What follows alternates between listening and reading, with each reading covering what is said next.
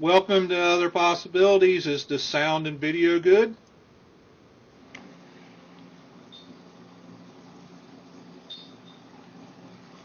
All right, Great for so me. why don't you give us a little introduction to yourself, buddy? Hey, gang, it's me, Buddy, aka Guy Fawkes today. Yes, this is the visage behind the scary name. My name's Buddy Bolton. I'm a writer, comedian, creative director, and passionate occupier. And my background is as a writer and comedian. I've been on Conan O'Brien and Comedy Central and a bunch of different TV shows and little movie parts here and there and tons of commercials in my past. And then I went to be more of a writer and then a creative director of kids television, which I've been for about 10 years now. And my reasons kind of for being involved with civil rights and Occupy are genetic almost. My mother's named Roxy O'Neill Bolton. She is the founder of the first rape treatment center in the country here at Jackson Memorial Hospital, named after her, the Roxy O'Neill Bolton Rape Treatment Center. And she founded the first shelter for women of domestic abuse called Women in Distress here in South Florida.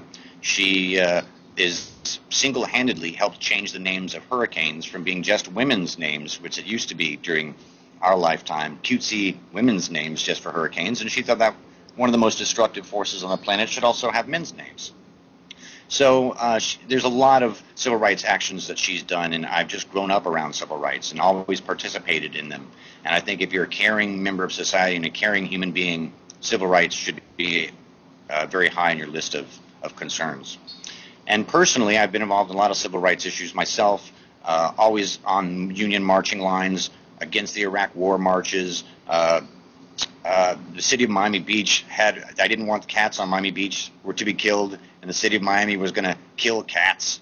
So we started an ad hoc cat committee, and the city funded us, and we saved hundreds of cats. And I also worked with the comedians in New York City, one of the three founders of the Comedians Coalition that raised rates for stand-up comedians across New York City by 4 or 5-fold, increasing by millions of dollars the salary comedians make a year in New York. Not each comedian making millions of dollars, but the total figure we had figured out it was. And just constantly involved in issues like that. And this is the first issue that I've been involved with that actually really directly affects me. And I'll tell you how and why. Children's television, what I've been involved in for 10 years, has taken a massive hit. And it's taken a massive hit in the United States because other countries subsidize it. Canada primarily. Canada will provide up to 60-70% of a budget for a kids' television show. 60 to 70% of a budget. You know, if it's a $10 million budget, Canada will provide $7 million of it. So that's devastated the U.S. market. All these companies have closed, and I had a very, very big salary job as a creative director for a company, and it closed. Lost my health insurance, couldn't find another job. I found little part-time work as a writer and stuff. Lost my health insurance.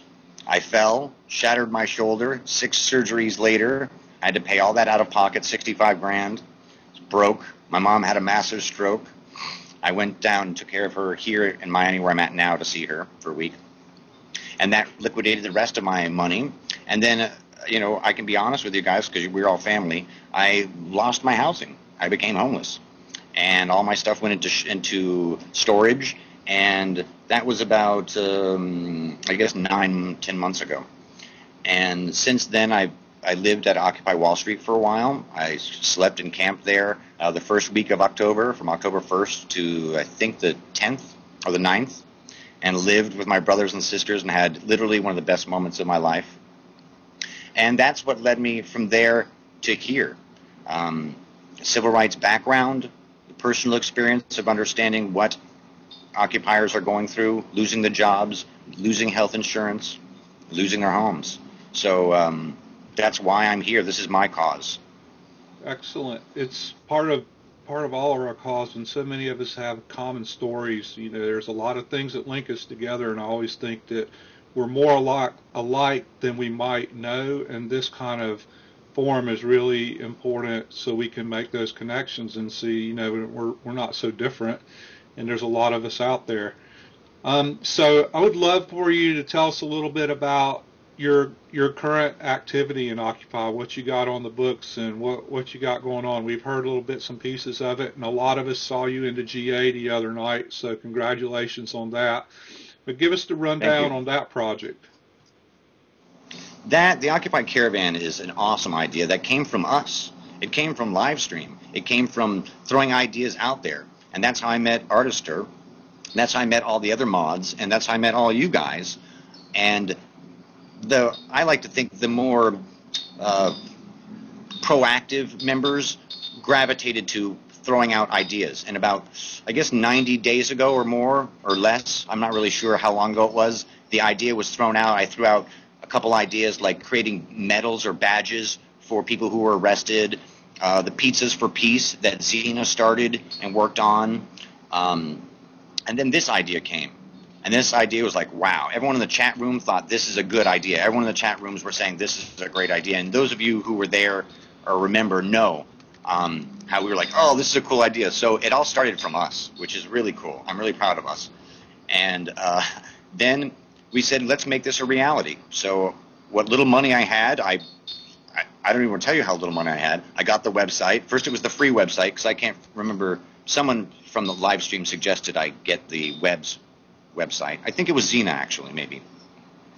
And got the website, got the Facebook page, started spreading the word, and it's just started to grow and grow and grow. And we've been officially approved and are endorsed by Outreach, New York City. We've been passed by the GA, as you guys saw. We have, we're working with Atlanta Outreach, LA Outreach. We're being passed across the country.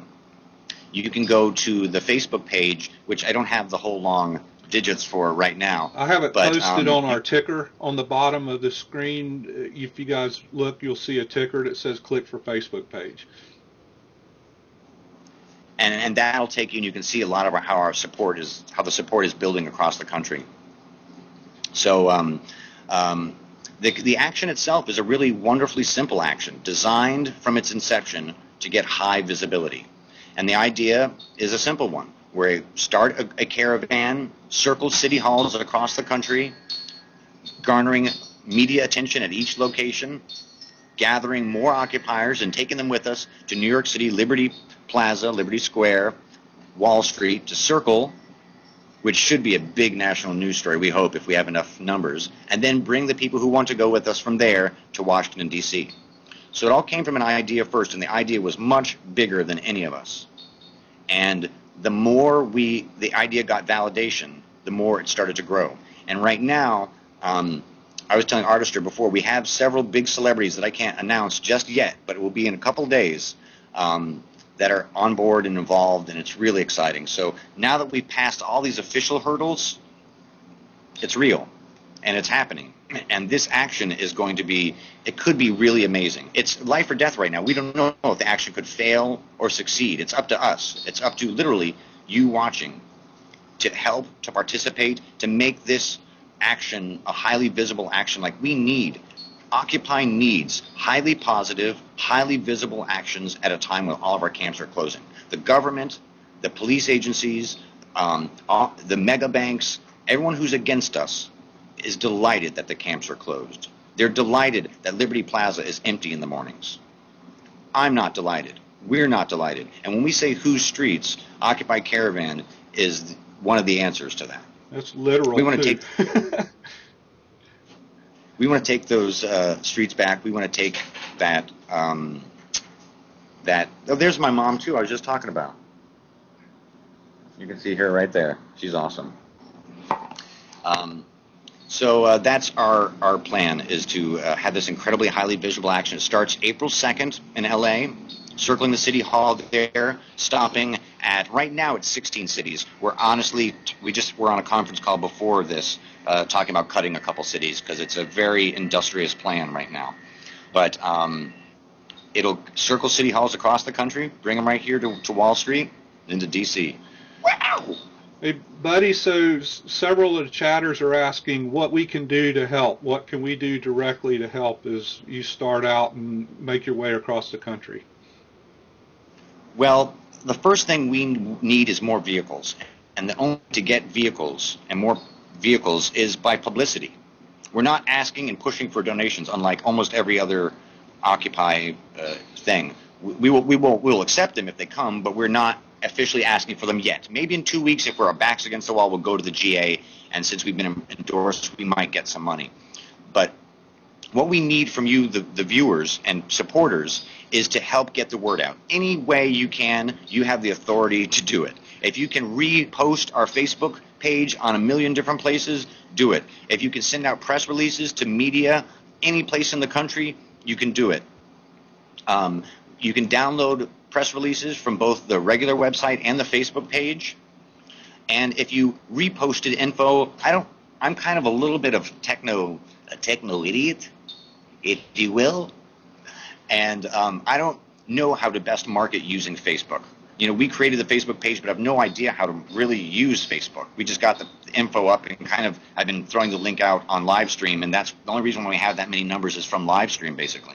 Right. What about, do you have a Twitter account? Some people are asking for Twitter information. Okay. I don't have a Twitter. Okay. No tweeting?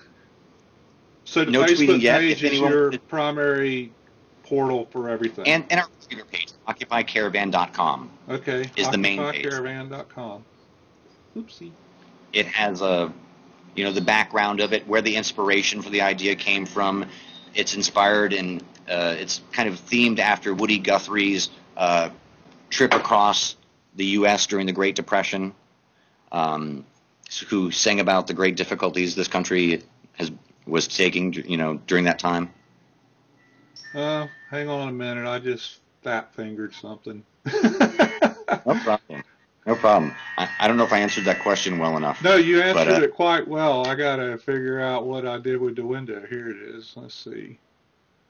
Oh, good Lord. But there's other ways I'm not thinking of how to help. I just don't even know how to help. But there's multimedia forms, through Facebook and Twitter and MySpace and all those different ways. And maybe there's a way you can help galvanize any of your local GAs or your local Occupies to either give us an official endorsement or to actually get involved and say, you know what, we're going to try and rally 2 or 3 vehicles to join.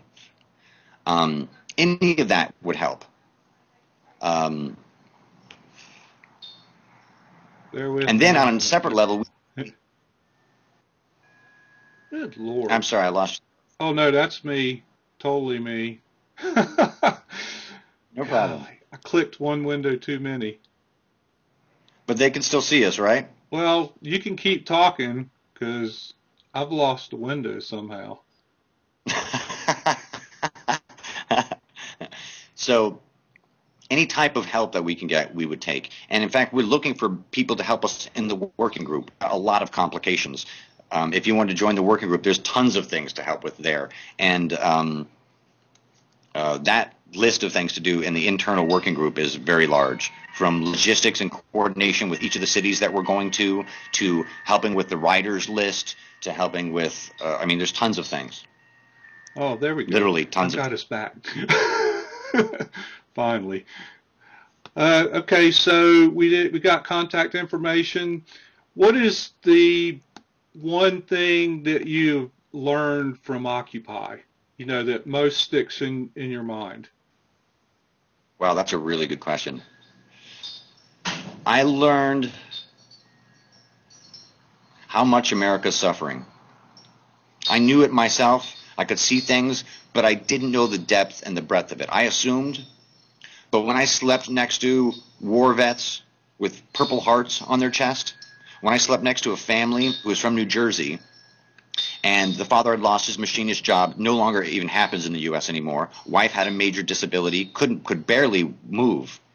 And the young daughter, and they lost their house, they lived in their car, then they lost their car, and they were at Zuccotti. And when you see those things firsthand, you learn how deep the suffering is, and that's one of the things I learned about, with Occupy, my experiences with Occupy. It's probably the biggest, most powerful thing I learned, and it's still with me. I experienced a lot of it myself too. So when I talk about homelessness, or I talk about financial difficulty, or I talk about losing health care, or I talk about losing jobs from outsourcing, I know that firsthand.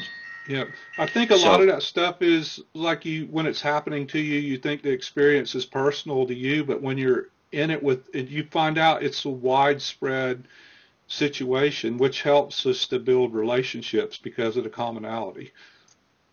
you got it. You got it. That's exactly right.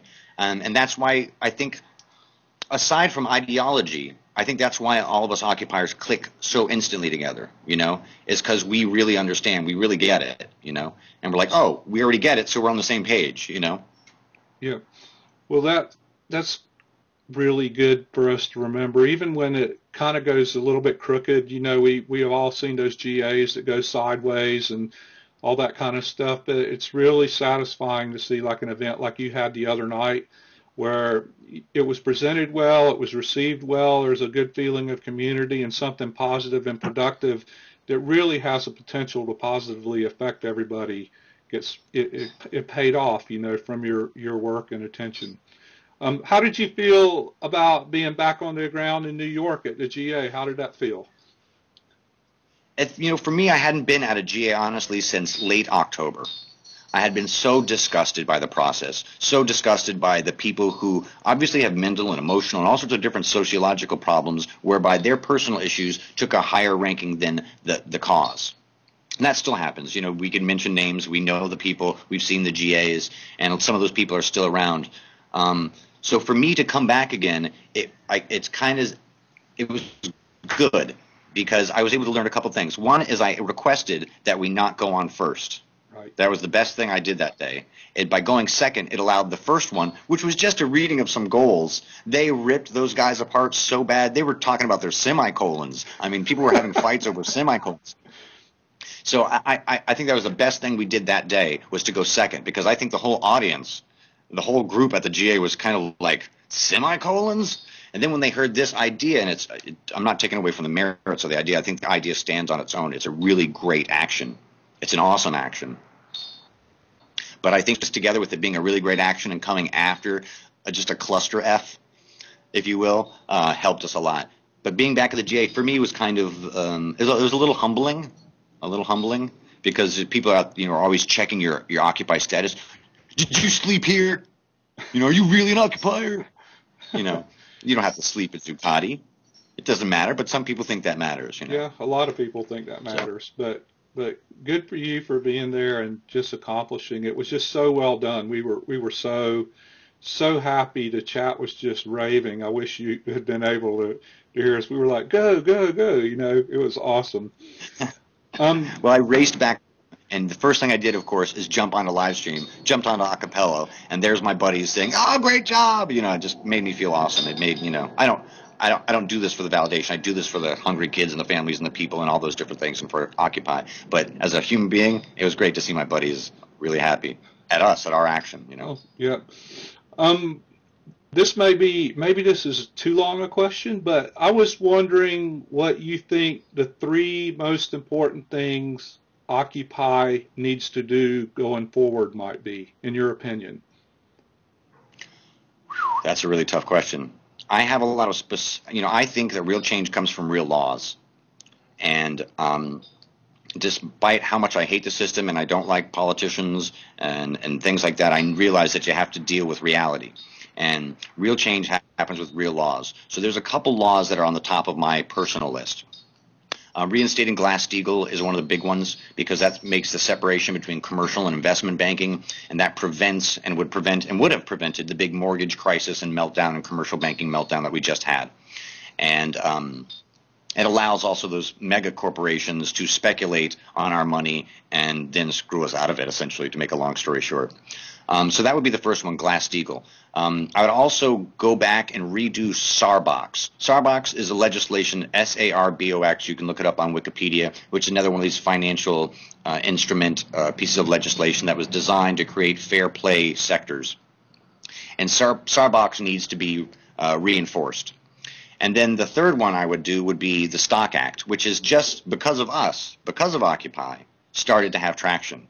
Back in October, the Republicans blocked it. But then there was national outcry, a lot of press. 60 Minutes did a story on the Stock Act. And just to briefly explain to you what the Stock Act is, it's one of the most obvious laws that should be passed ever. The Stock Act strictly, really basically only says that it prevents illegal insider stock trading from congressional members based on their secret and privileged congressional information. So all we're asking is that our lawmakers who have this sacred job don't insider trade stocks based on the fact that we blessed them with this job. And that, you know, it's just such an obvious law that should be passed. So it's actually started to move, and that's because of Occupy. I'd like to see that one closed too. You know, personally, there's greater big issues. I want universal health care. You know, I want free education. I want advanced college education, a kid not to leave with, you know, $100,000 debt. So many basics. You know, the homeless crisis is deplorable in this country. The hunger crisis in this country is deplorable. So, you know, those are some of my top issues. Of course, the homelessness and hunger are my biggest issues, right. But it's hard to legislate that, you know. Yep. When the Caravan gets on the road, does it have like a finite list of focused messages, or is it going to be kind of broad-based and you're just trying to raise awareness? Like, you know, as I see you're going to town, are you going to speak to issues repetitively, you know, so you can get a message out, or just raise awareness about the movement? There's two trips. And there's the first trip, which is strictly really designed to get a lot of publicity and high visibility and media attention.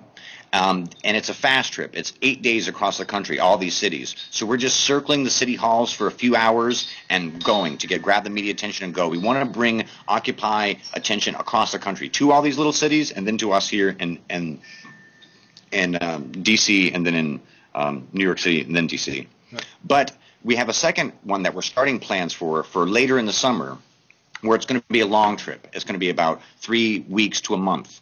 And at each of the locations, we're going to have special musical guests, special lecturers. We're going to be able to do symposiums on things and really get into the texture more, dive into the community more community outreach and interaction.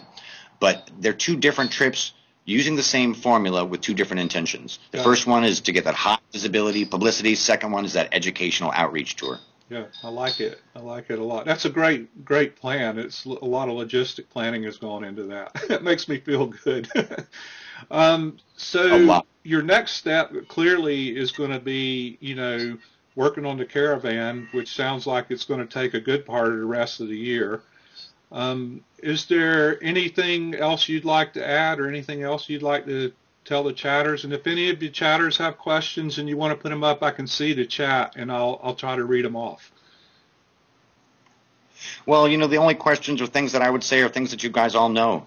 You know, you guys specifically, the most savvy of the live streamers, know that you can help from anywhere.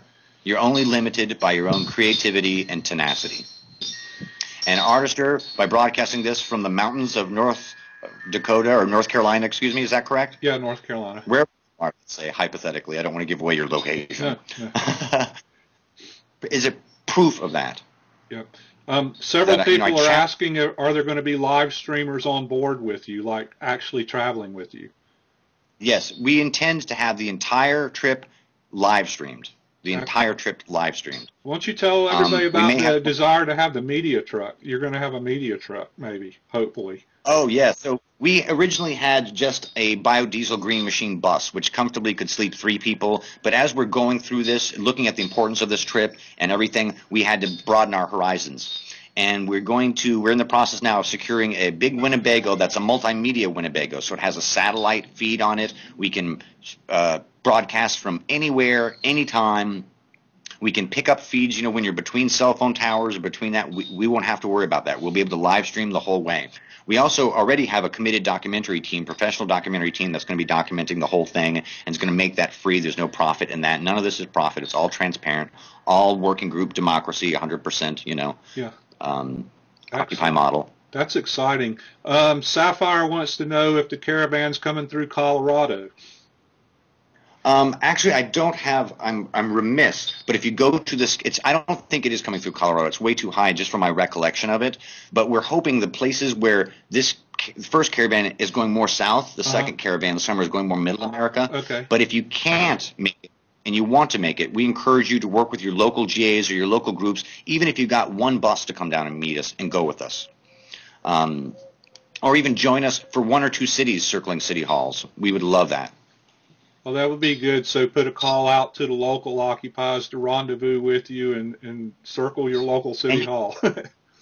Absolutely. And you know what? I know I think Boulder passed us, or at least the Boulder press team endorsed us.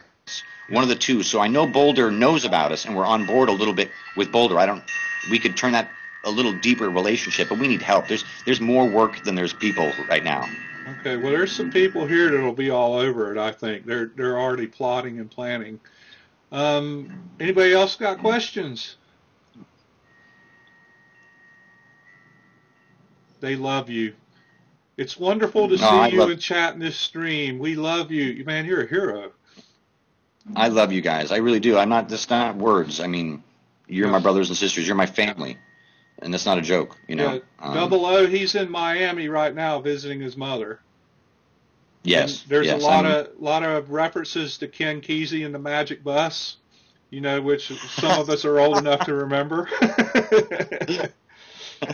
That's so funny. Susie wants to know when you're planning on getting into D.C., roughly. On the 10th. It's going to be on the 10th, for sure. The 10th of... D.C.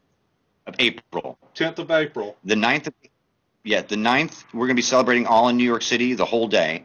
It's the only day that we're spending a whole day someplace. And then we drive to D.C. on the 10th. I mean, the morning of the 10th, then we'll get there, you know, later in the day. Everybody's worried about your 8-day schedule. And right now, in fact, the guys are online cutting, because I think there's 3, they're fixing the schedule right now. They're cutting a couple more cities out of it. And, you know, we have to just by the nature of it. And, it's, you know, since different people have been accessing the website and kind of fiddling with the schedule, right now this morning when I looked at it, we had like 4 cities in one day. I was like, oh my gosh, something's wrong there. Someone made a mistake.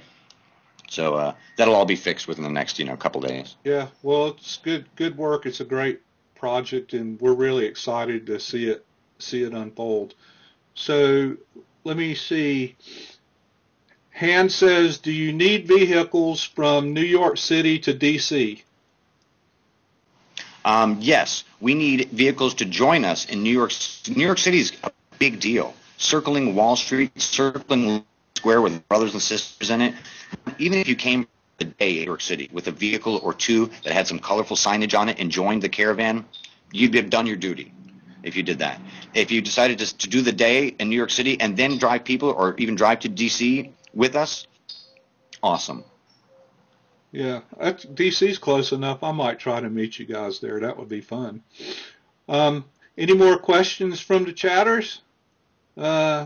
People were sending their thoughts and prayers. And we need both. Yeah, everybody's saying if you need to get in touch with them, do it through Susie. She's busy. She's a busy lady. Yes, she is. We already have one person saying they'll meet you in NYC. Yes, Oz at 49 and 410 is in D.C. Awesome. Yeah, looking forward to seeing you, Oz. G.I. Joe wants to know if you're going to be around for coffee time tomorrow morning online. You know, unfortunately, while I'm here in Florida, the only ability I have is my phone right now. I don't have my ability to use my computer because I don't have Wi-Fi. I had to lose Wi-Fi and all that stuff from my phone. So I won't be able to be on chat for a week, and it's going to bum me out because, you know, guys know who do the chat. It's an addiction, and I'm really bummed that I'm not going to have my grand entrances to Acapello in the morning and get delicious coffee from you, G.I. Yeah. All right. Anything else you want to add? We need to let you go if you're using your phone time. No, I'm actually on 3% battery power, so I'd probably lose you in a minute or two anyway. Okay. But I just want to say, you know, I love you guys all, and Artister, I can't tell you how much I have appreciated you in the past and love you and appreciate what you're doing now, and I think it's awesome. I think you've just tapped the well of this possibility right now. Okay. Well, thank you for taking the time, and also these guys don't know it, but Buddy and I did a tech test, like a sound check earlier today, so this is his second time around with me, so I'm very grateful you invested the time and energy, and we wish you good luck. And you know, I'm going to give my cell phone number. You guys can call me anytime. Anybody can. Sue, can you get this down? Hang on a second, because if I type, I'll lose the screen again. So Susie's going to get it down. All right, go. It's 917-446-8398. And you guys can call me anytime. 917-446. 446-8398. Got it. Now the whole universe has your phone number.